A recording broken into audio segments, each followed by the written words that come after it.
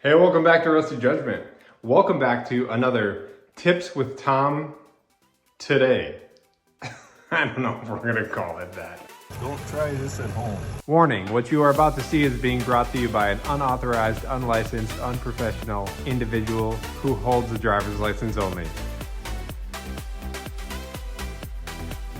Today what we're gonna do is we are gonna show you how to install LVP flooring. And if you don't know what LVP flooring is, it is luxury vinyl plank flooring.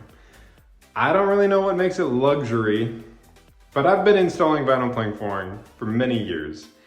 And now they came out with LVP, and now I've been installing LVP.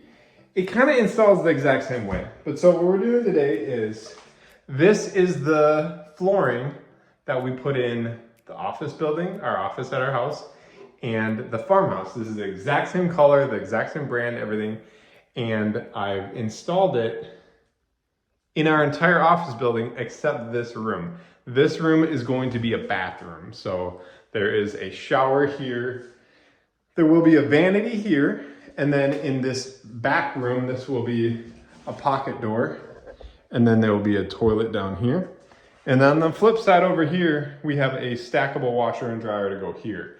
We had thought that this would be like a nice weekend place for, like, my family lives a ways away. My dad lives like 40 minutes away.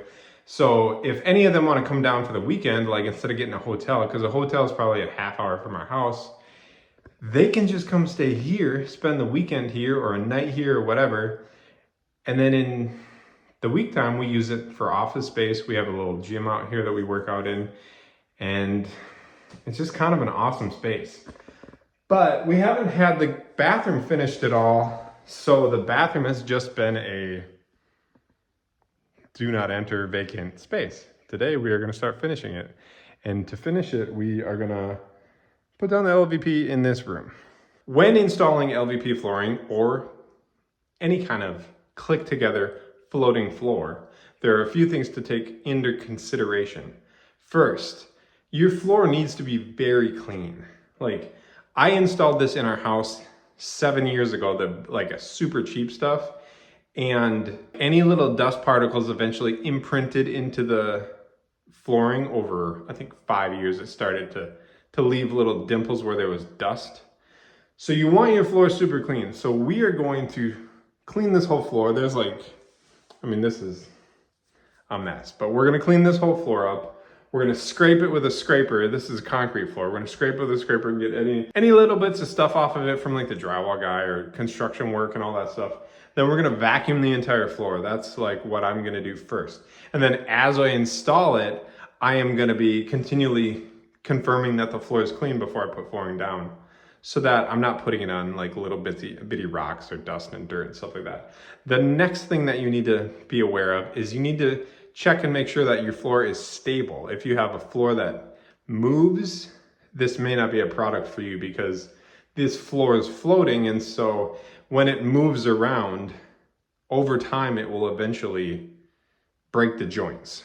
So you can have a little bit of movement, and just like flatness of your floor, you can have a little bit of imperfection in the flatness of your floor, but this floor really likes solid surfaces and mostly flat.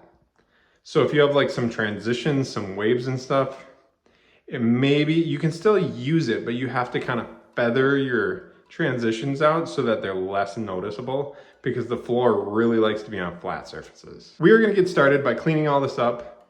I would love it if you would subscribe. I'm gonna get the cleaning, and then we will show how the floor clicks together, how you cut it and fit it, and kind of like the way you lay it out, and what it'll look like when it's done. It won't look like this concrete floor anymore.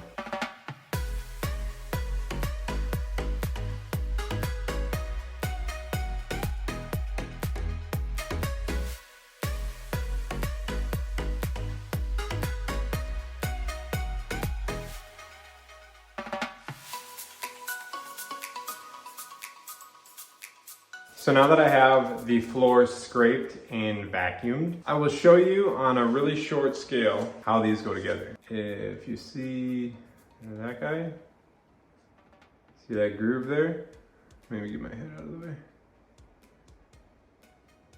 See that groove? Then your mating piece has the opposite. The sides go together like this, and then you just have to kind of make sure that they seat together, and then like that. So this one's not completely, you see a little crack at the bottom. But so the trick is, I will flip you around and show you the trick. All right, this is gonna be really hard to show because it's so small. So this piece is done like that. So you typically wanna start with this edge up against your wall, and so that you're clipping in this direction, so that you're constantly going this way to put pieces in, not that way to put pieces in. It's just easier. So what you run into, so these two are going to be together like this, and you want to line up the edges.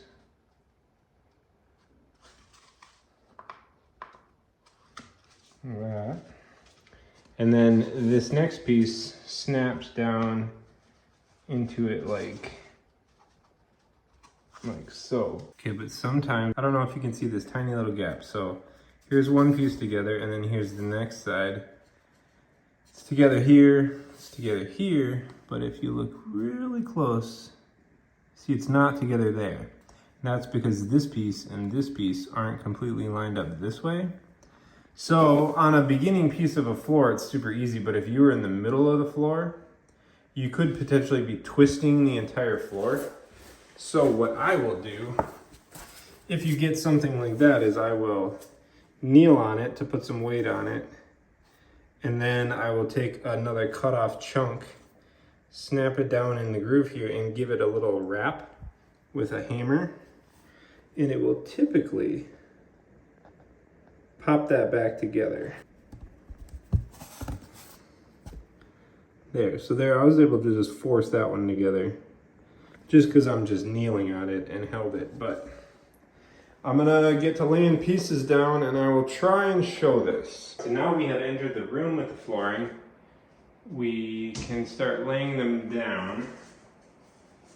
I like to work from right to left and back to front, obviously. You want to leave a gap around the perimeter of the room because this is a floating floor. And so even like this stuff, it says it is dimensionally stable. What that means is that it's not, with hot and cold weather, it's not going to shrink and expand. I don't necessarily trust that, so I still leave a good gap around the perimeter. I just go close enough to the walls so that when you put trim on, the trim will cover the edge of where the flooring stops. Otherwise, I'm sure the box says, but I don't.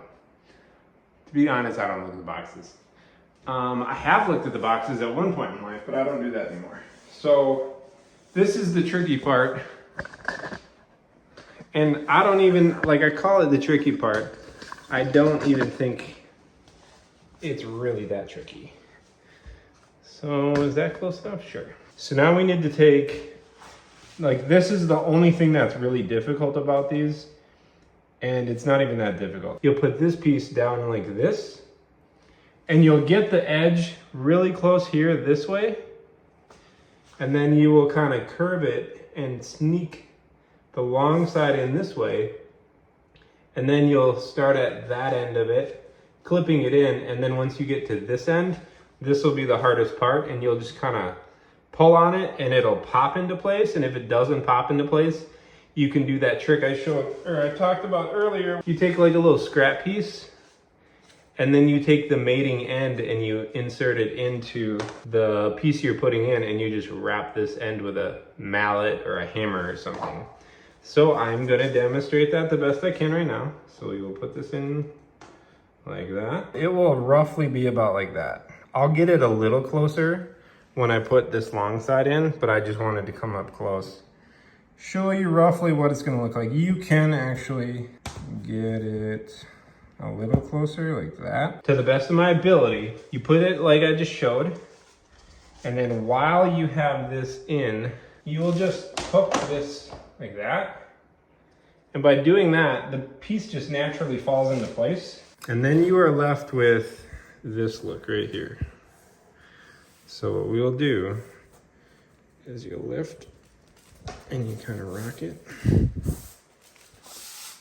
You see how it just went together? That's it. Sometimes you see now this end over here came apart.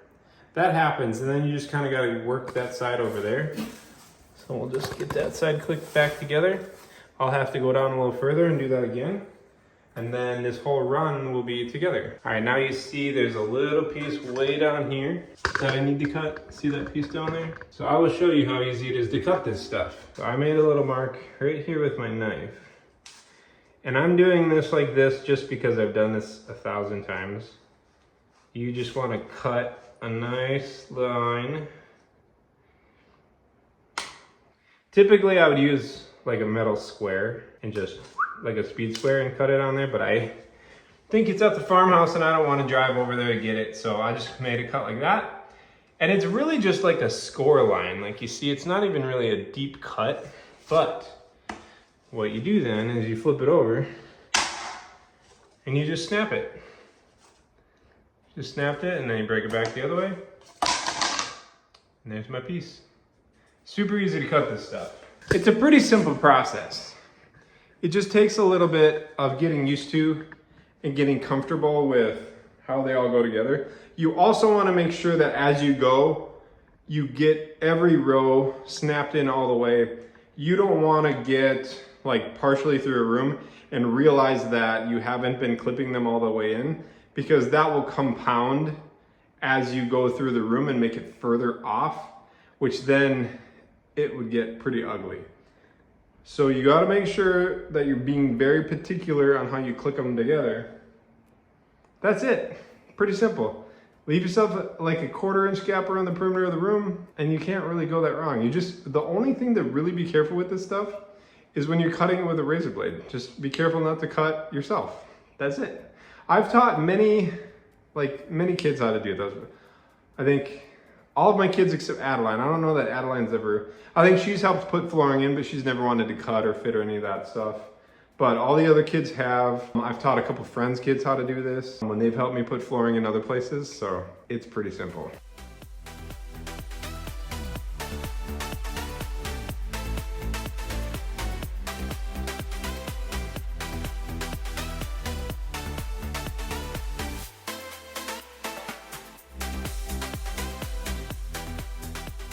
This is one thing that I'd forgotten to mention, is that you want to stair step your joints. You want to stagger them. So you kind of, if you can see here, we got joint here, joint here, joint, joint, joint, joint, joint. Because you don't want to overlap the joints on corners. It makes the floor stronger by staggering it. So I typically do like 4 to 6 inches based on the space I'm doing. This space isn't actually that big. So I stair step it all the way over. Same with this one. Stair step it all the way over. It makes the joint a lot stronger. And then I cut this one to fit in there. So we'll fill in these pieces now, and then we'll make our cuts to go around this doorway here. Whoop, and then into the bathroom, and almost done. This is a pretty quick floor to put down.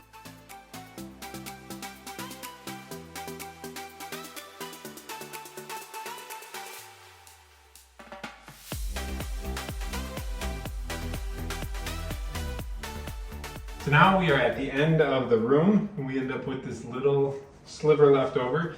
There are ways you can figure out how to avoid this little, ending up with a little sliver left. You can measure, first off, what you can do, and what I probably should have done, which I didn't do, is you measure the parallelness of your space. Like, most likely, like in a building like this, we're doing one really big section and then a bunch of rooms, and it's all the same flooring. You kind of are going to end up just measuring the parallelness of your biggest space. And then if you want to get really OCD about it, you can calculate out how many pieces of flooring you're going to need based on the width of your floor. Then you can figure out roughly what your last piece will look like if you start with a full piece at the beginning.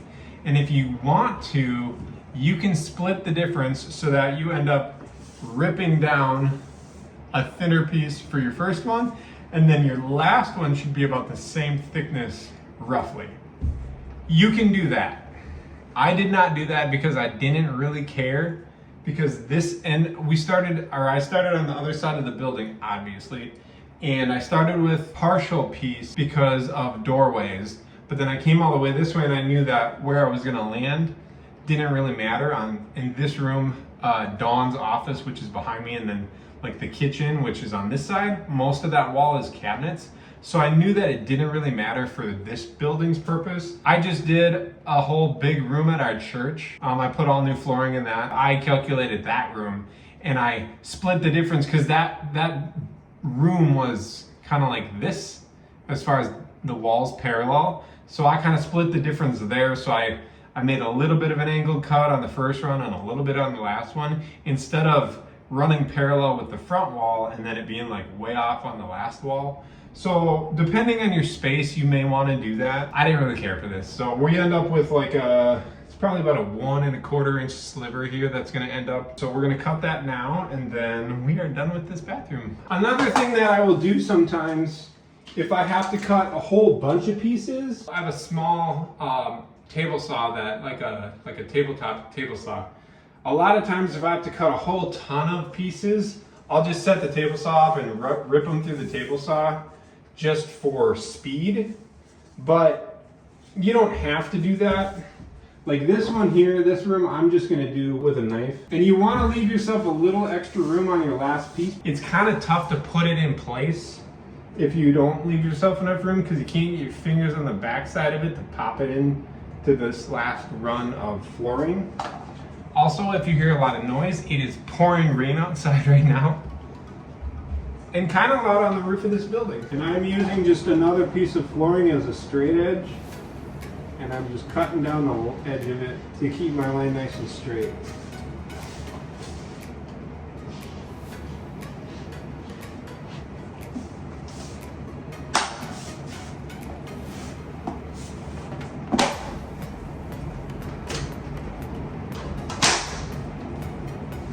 And just like that, that is how you install LVP flooring. Isn't this beautiful? It's hard to show you. It's a bigger bathroom than what we have in our house, but it's still not, I don't know how you show a bathroom really well. It's beautiful. Super happy with it. All right, if I can do it, you can do it. Thanks for watching. I love you, and I'll see you next time.